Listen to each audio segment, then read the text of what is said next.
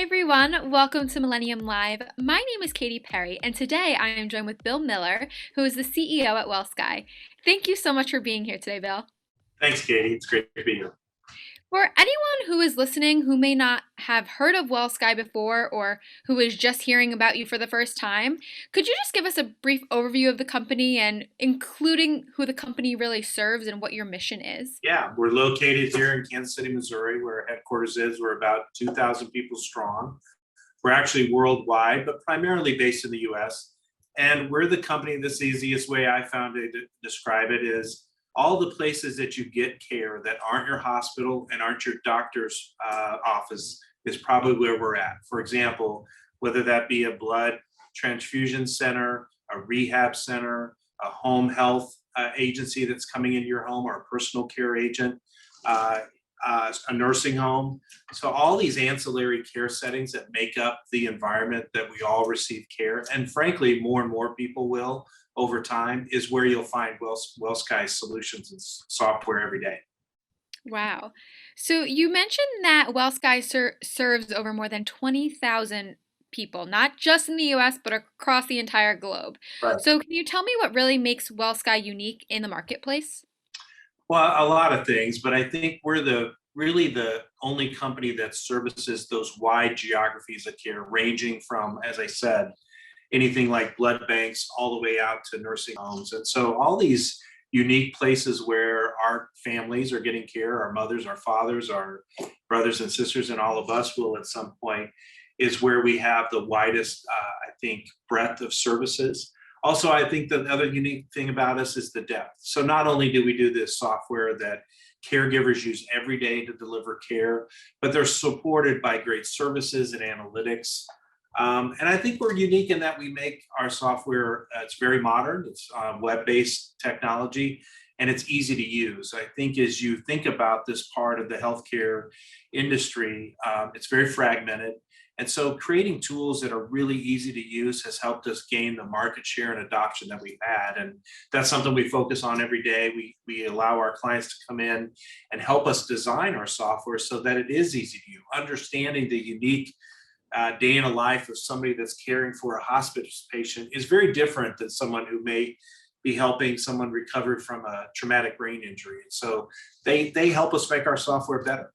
That's great. And I'm really curious, Bill, can you share any more on your background, on your personal career Yeah, history, and what really motivated you to join WellSky? yeah. I've had a really, I think, fun and exciting career in that I've spent time in small grassroots entrepreneurs companies that I funded and backed with venture cap money, both from California and New York. And then I spent time at a mid cap company called Cerner Corporation in Kansas City, one of the best EMR companies at the time, serving large hospital systems. And that was a great learning experience. And then I spent 10 years as the CEO of Optum Insight as part of the United Health Group, the sixth largest company in the world, which teaches you a lot about scale and doing things at a macro level that I really enjoyed and learned a lot, particularly around analytics. And then I jumped in here to WellSky, which is backed by two of the best and biggest private equity firms in a really exciting part of the healthcare environment. And actually, I think has been actually become heightened in terms of its effectiveness and its future as a result of COVID. And so I think the timing has been good. I think as we as consumers want to have more care delivered at home or age at home with dignity, the solutions that WellSky provides every day are just, I think, hitting the market at a great time. So I feel very fortunate that we've built this great company at a time when it's desperately needed, honestly.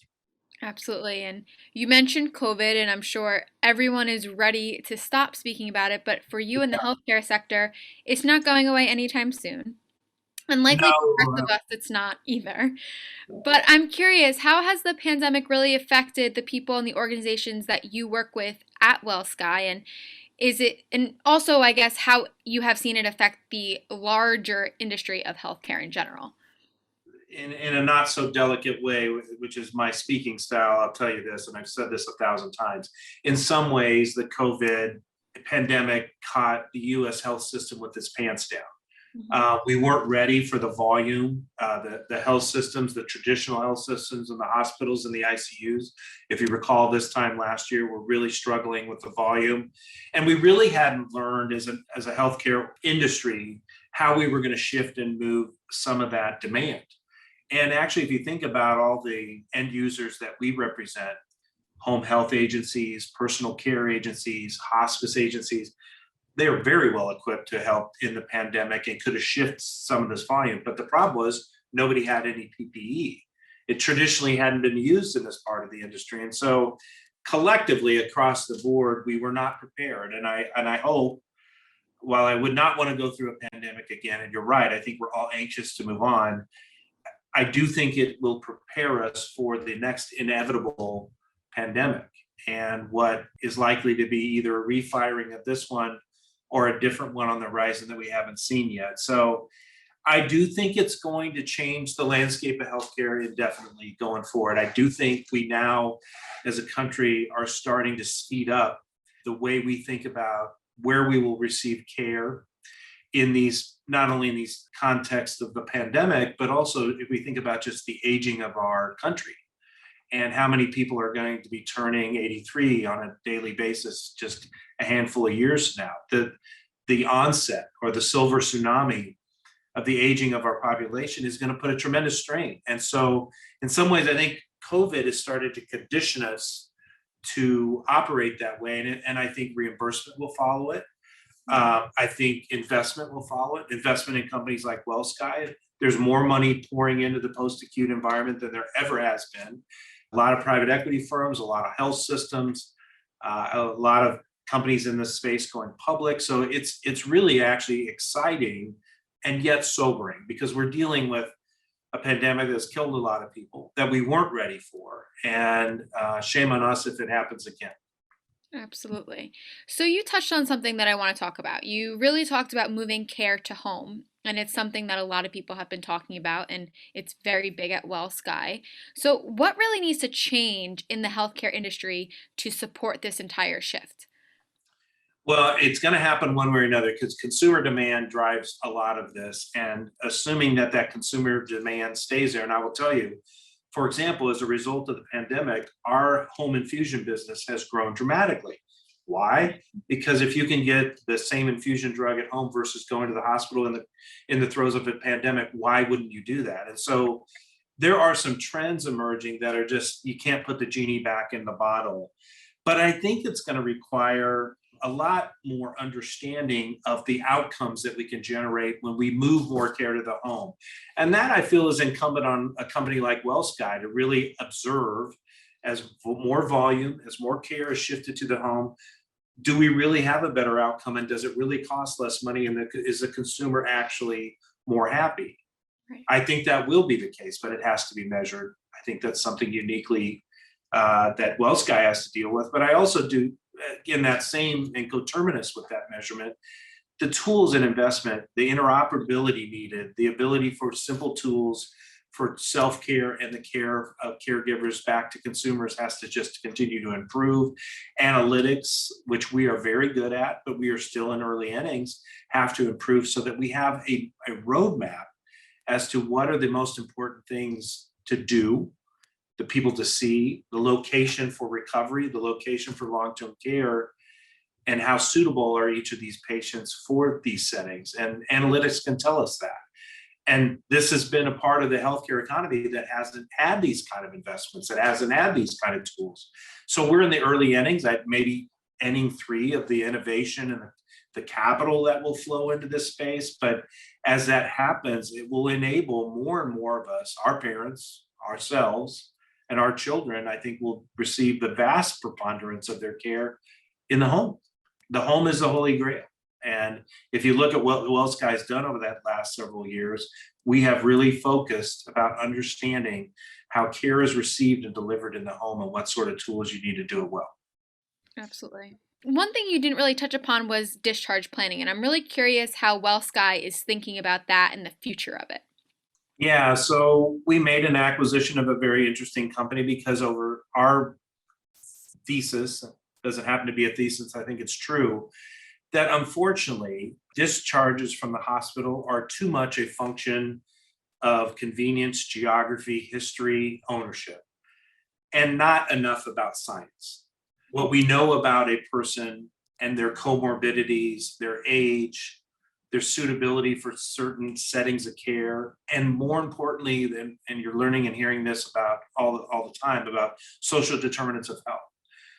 Do they have food at home? Do they have transportation? Are they isolated? You start thinking about all those things when you make the determination of where to discharge somebody and apply some science to that methodology. I think we can drive much, much better outcomes. So in some ways, WellSky is swimming upstream to take a more active role in the way that health systems, payers think about the discharge process and just apply a lot more logic and analytics to it than traditionally we've been able to do.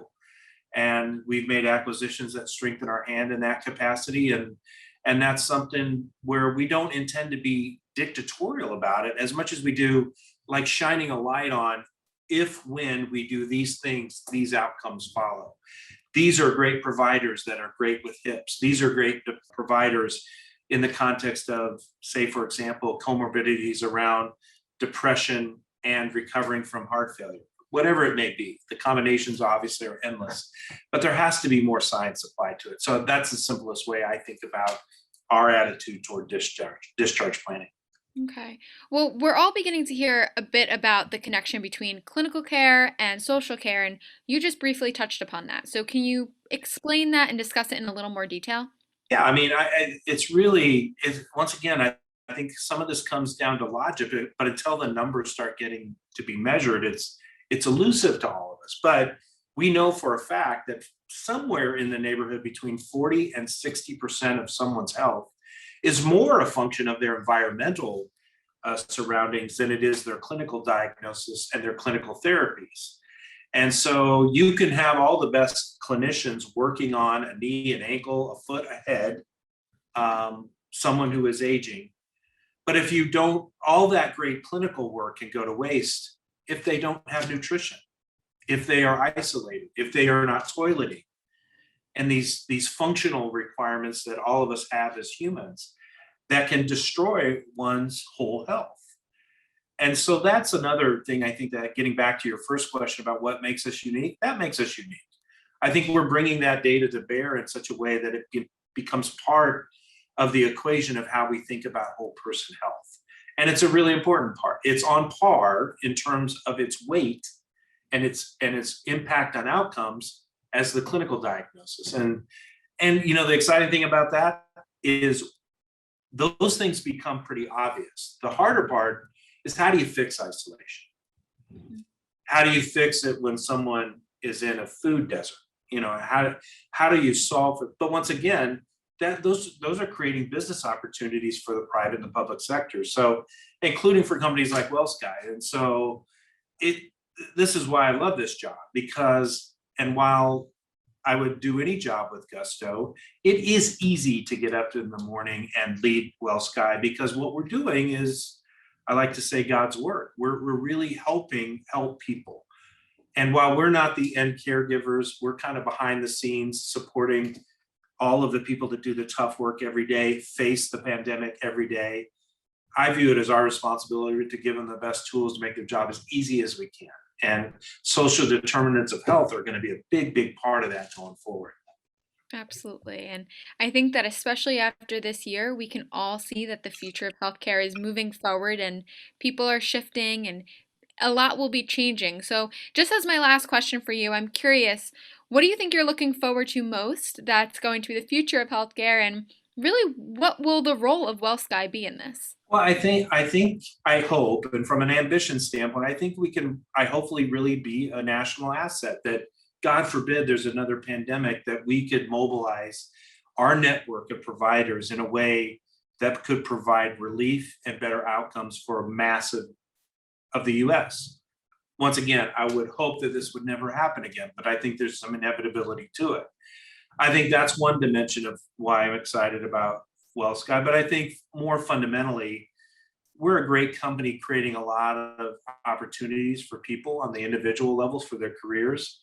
But most importantly, I think about all the great caregivers, first line responders that we support. And if we can expand who we are in that capacity and have more reliance on our tools to make their jobs easier, it's once again, it's a classic case of easier said than done. But if we do that, I have no doubt that once again, the company in a handful of years will double in size again. We've doubled over the last 3 years, actually tripled in size.